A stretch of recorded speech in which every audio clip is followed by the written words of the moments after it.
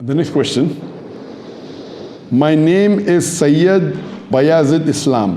I am from Bangladesh. Is boxing or MMA, mixed martial arts fightings, income halal in Islam? A similar question is asked. My name is Amar Nazir Ahmed from India. I am a big fan of your work, sir. I want to ask you whether if MMA, mixed martial arts, is haram, as you know our Muslim brother Khabib is famous in it. He is an inspirational fighter. Can you please guide all our Muslim brothers and me whether to join these sports or not? The basic question posed is that is boxing permitted? Is mixed martial arts MMA permitted? Can we take part in these sports, in this competition? As far as boxing is concerned, before I give the opinion of the Muslim scholars, as far as boxing is concerned, there are many non-Muslims who are against this sport. And they say this is not a sport at all because it harms the human being. There are many non-Muslim organizations which have objected and have asked that this boxing should be removed from the international sports. It is not a sport at all.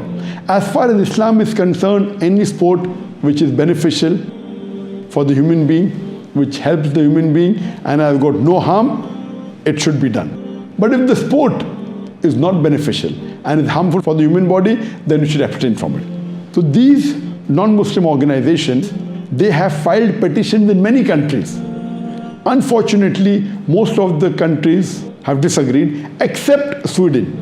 Sweden is the only country which has agreed to ban boxing as a sport. If you read the Huna magazine which published from London, they say in the magazine that from 1945 to 1983, in a span of 38 years, 350 boxers have died because of injuries during the boxing match. And there are tens of thousands who have been injured. So based on this, they want to ban this sport because it is harmful for the human being. As far as the Islamic ruling is concerned, we know that our beloved Prophet Muhammad said that when two of the Sahabas were wrestling, he said that do not hit on the face. The Prophet prohibited from hitting on the face. We also know that when the lady who was given the punishment of stoning to death because of adultery, the Prophet said, do not stone her face. Imagine when there is a had penalty given, when a person does adultery and this punishment given, even at that time the Prophet said that do not hit at the face. So in Islam, hitting at the face or injuring the face is not permitted. So based on this, if you compare and see in boxing you get points, especially when there's a boxing match. And you get more points if you hit at the face. The maximum point that you get is hitting at the face. And the best match you can win is with a knockout punch. That means the more you harm the opponent, the more points you get. This is again the concept of Islam.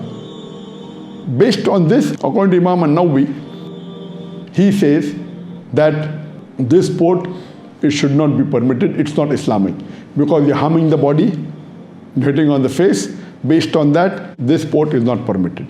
So based on this hadith of not to harm the face, not to harm the human body, most of the scholars, they say that boxing and any type of martial art which causes injury to the human being, in which it involves hitting of the face and injury of the human being, it is not permitted.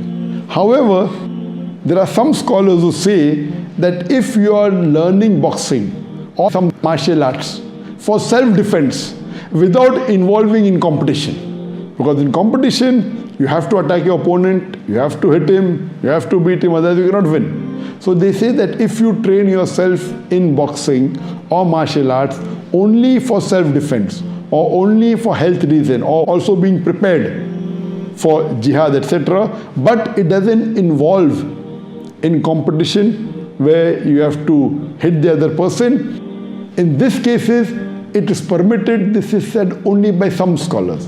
But the majority scholars say involving in boxing as well as martial arts where there is injury to the human body and attacking the other person, it is prohibited.